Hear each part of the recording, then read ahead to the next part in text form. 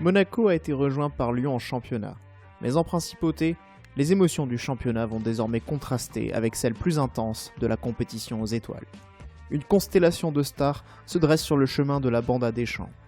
Je préférerais éviter les deux extraterrestres que sont le Milan et le Real, avance le technicien. Pas le Real, implore Morientes.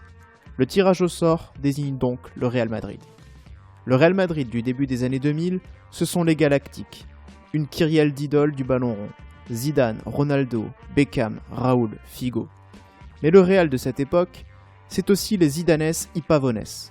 À ces Galactiques s'ajoutent des joueurs d'un calibre nettement inférieur. Et l'équilibre de cette équipe fortement portée sur l'offensive est complexe à trouver. Avant de recevoir l'ASM, le Real Madrid reste sur 2 défaites et 7 buts encaissés contre l'Athletic Bilbao et Osasuna. De quoi rendre Evra confiant. Je ne vais pas à Madrid pour voir le stade, Zidane ou même battre le Grand Real. J'y vais pour me qualifier. Roten est plus terre à terre. Et jouer ici dans un stade mythique, c'est tout simplement exceptionnel. Donc on est conscient de la chance qu'on a. On a vraiment envie d'en profiter au maximum.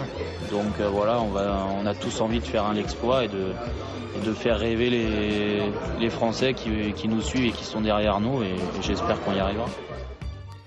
De son côté, Giuli vit déjà un rêve éveillé. C'est un cadeau du ciel. On va vivre quelque chose de magique. Pour Deschamps, une défaite serait logique, mais le technicien a vu les failles défensives du Real dans les matchs précédents et veut faire entendre à son groupe les possibilités de ramener un résultat de ce déplacement. Au départ, ils sont 5 pour 3. Mais ils font de la zone. Regardez, là, il y en a 3. 1, 2 et 3. Il n'y en a que 3 de Bilbao. Les autres, ils sont 5 plus 2. Et vous allez voir à l'arrivée, ils sont en zone et ils regardent. À part Elguera qui va au ballon et Meria, les 2 centraux, Roberto Carlos, il n'a pas bougé. Les mecs, ils sont libres. Allez, Roberto Carlos, il est resté là. Les autres, ils sont en mouvement. Ils sont 3 pour 2. Et ceux-là, ils regardent. Et ce qu'ils feront, ils ont des difficultés. Certainement, ils laisseront peut-être moins d'espace, mais il y aura des possibilités là-dessus. Ça, c'est clair.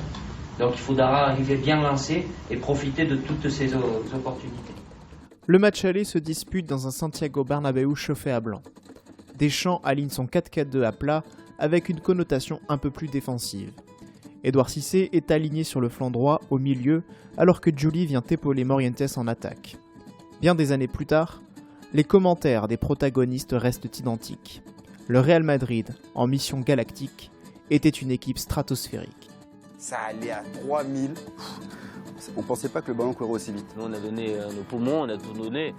On a fait ce qu'on a pu. Mais c'est vrai que sur le terrain, ça allait à 2000 à l'heure. Quand on joue contre des joueurs comme ça, on est à fond, quoi. Tout le temps, il n'y a pas de moment de répit. Tu fais des changements d'aile de 30 ou 40 mètres sur la poitrine de Figo ou Raoul d'un côté. Et toi, tu dépasses le bloc, tu cours.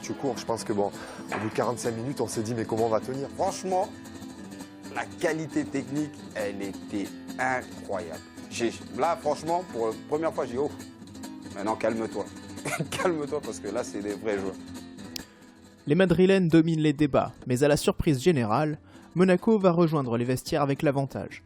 Juste avant la mi-temps, Toto Schillaci ouvre le score après une partie de billard dans la surface de Casillas. On se retrouve à mener 1-0 là-bas à la mi-temps. C'est pas dans le scénario. Ouf, ça va être dur, il reste 45 minutes, là, ça va être dur de tenir, quoi. Le Bernabéu offre une bronca terrible à ses stars à la fin de la première période. En seconde période, Monaco va couler. Il faut 6 minutes aux locaux pour revenir à hauteur. Il y avait une fatigue physique et psychologique de se dire, bon ok, on a tenu, mais s'ils repartent comme ça, ils ne sont pas repartis comme ça, ils sont repartis encore plus fort. À la 70e, Zidane, hors jeu, donne l'avantage au Real. À la 76e, Figo inscrit le 3e but sur un penalty converti en 2 temps. À la 81e, Ronaldo clôture le festival madrilène.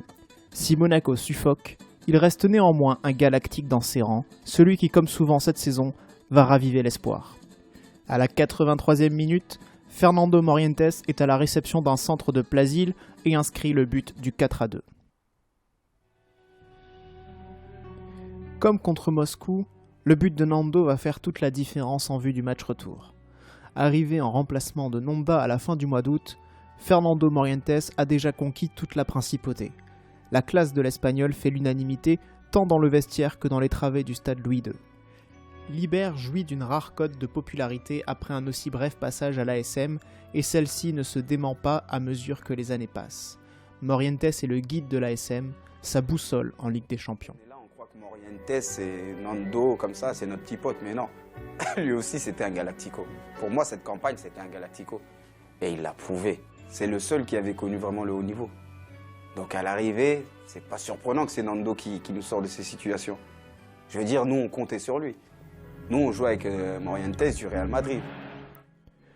En championnat, il est contraint de manquer la courte victoire des siens face au Mans pour une surcharge musculaire à un des quadriceps. Evra, victime d'une entorse à Madrid, n'est pas du voyage non plus. Malgré la victoire en terre mancelle, les nouvelles ne sont pas bonnes. Schillaci rechute avec ses problèmes musculaires et Zikos revient également blessé. Ces absences ont une conséquence lorsqu'il faut batailler contre Ajaccio. Le scénario du match est fou. Ajaccio mène 3-0 en ayant tiré seulement 3 fois au but. Au mental, Monaco va revenir au bout du temps additionnel. Shaban Inonda signe son retour sur les pelouses de la plus belle des manières. Entré en jeu à la mi-temps, le Congolais relance la machine en début de seconde période. Jaroslav Plazil fait parler la poudre avec une frappe lointaine et permet à Monaco d'y croire. Dans les arrêts de jeu, l'inépuisable Perchaud remet les deux équipes à égalité. Après une première mi-temps cauchemardesque, prendre un point devient positif, dira Deschamps. Ce nul est comme une victoire, puisque dans le même temps, Lyon s'incline face à Marseille. À la 31e journée de championnat, et pour la dernière fois de la saison, Monaco mène les débats.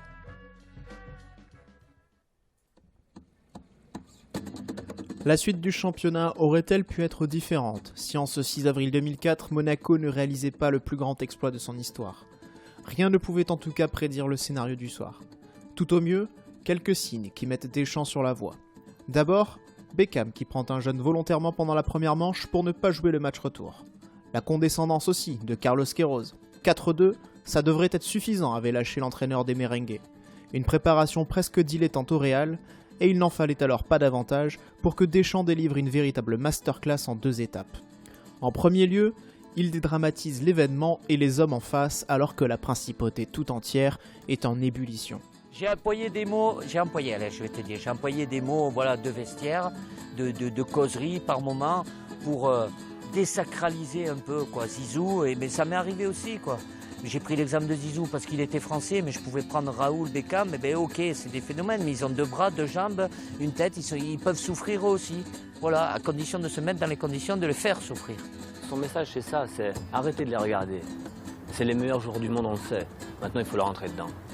Parce que nous, on avait des guerriers derrière, hein. Toto, Gaël, Julien, Ibarra, Pat. C'était des fous furieux. Hein. Et il leur fallait pas grand-chose pour les exciter. Donc Didier savait ça. Et il leur a dit, il leur a fait comprendre. Avec des mots, c'est vrai, forts, parce qu'il n'y a que ça qu'ils comprenaient. Il fallait rentrer dedans et c'est ce qu'ils ont fait. Mais c'est surtout dans une causerie restée dans les annales qu'il prend le contre-pied des propos défaitistes d'Édouard Cissé, pour ancrer bien profondément l'idée que le Real ne sera pas qualifié même s'il marque un but. Eux, ils sont pas prêts comme vous les mecs. Je peux vous assurer que dans leur tête, ils sont persuadés qu'ils sont déjà qualifiés. Vous, vous êtes prêts. Faites-leur subir, qu'ils subissent, et après, tout peut vite changer. Ils ont déjà pris 4 buts à Bilbao dernièrement. Ils en ont pris 4 à Séville aussi. Ils prennent des buts. Peut-être ils peuvent en marquer, mais ils en prennent énormément. Que ça reste bien ancré dans votre tête. De la première à la 95e. Pour finir, je reprendrai juste une déclaration d'Edou qui dit s'il marque un but, c'est fini. Il n'y a rien qui est fini, les mecs. Il n'y a rien qui est fini. Même dans le scénario le pire, c'est-à-dire qu'il marque rapidement, rien n'est fini. Y croire jusqu'au bout. Ça ne change rien. Le ressort psychologique, Deschamps l'a bien compris, et Morientes lui fera l'un des plus beaux compliments qui soit. Avec les mots, Deschamps a beaucoup de pouvoir, confie l'attaquant. Car ce 6 avril 2004, à 1-0 pour le Real, la voix de Deschamps résonne dans la tête de chaque monégasque. Ok, il faut qu'on marque 3 buts. Sur le plan tactique, Deschamps fait aussi les choses différemment. Au lieu de son 4-4-2 habituel, il propose un 4-3-3 avec Cissé en sentinelle devant la défense et Roten et Plazil dans le milieu de terrain. Devant, il laisse Morientes en pointe et Perso et Giuli sur les ailes. Dans le livre Secret de coach, il remet en perspective ce dispositif. Je savais que c'était en jouant différemment qu'on avait une chance, mais ce sont les absences qui me poussent à modifier mon milieu, Zico et Bernardi étaient les deux joueurs sur lesquels mon équipe était construite. Ils auraient joué, forcément. Cela n'aurait pas été logique sportivement vis-à-vis du groupe de ne pas les faire jouer, et ce même si ça entrait dans une logique d'entraîneur. Avant la mi-temps, sur une remise de la tête de Morientes, Giuli égalise d'une superbe volée. Monaco marque dans les moments clés, avant la mi-temps et au retour des vestiaires. Entre ces deux moments de grâce, une histoire d'homme. Giuli et Zidane échangent rapidement quelques mots en traversant le terrain. J'ai discuté en rentrant des vestiaires avec Zizou et j'aurais dit putain, arrêtez de marquer quoi, laissez-nous revenir un mois à 2-1 et tout. Et il m'a dit mais Ludo, on est à la rue ce soir. Et quand il m'a dit ça, je lui ai dit sans mort parce que c'est pas possible que lui dise ça. Il disait on joue pas bien, on est à la rue. Les mots de Zizou se répandent comme une traînée de poux dans le vestiaire azémiste et viennent conforter la sensation qu'ont les Monégasques. Ce Real n'a pas sa magie habituelle et Monaco trouve les ressources pour enflammer le match. À la 48e minute, un ange s'envole dans le ciel de Louis II. Pendant de longues secondes, Morientes défie la gravité pour tromper Casillas d'une tête imparable. À la 66e minute, Giuli conclut une soirée désormais très spéciale par un but très spécial. D'une talonnade à la Majer, il envoie l'AS Monaco en demi-finale de Ligue des Champions. Un stade entier exulte. Morientes, lui, s'en va d'abord consoler son ami Raúl.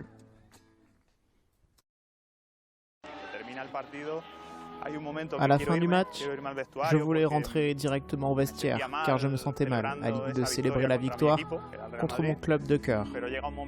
Mais je voyais mes coéquipiers sur le terrain si heureux que j'ai décidé d'aller les rejoindre sur le terrain pour fêter ça. À Monaco, l'histoire est en marche. Et si la prophétie de Gus Hiddink se révélait vraie,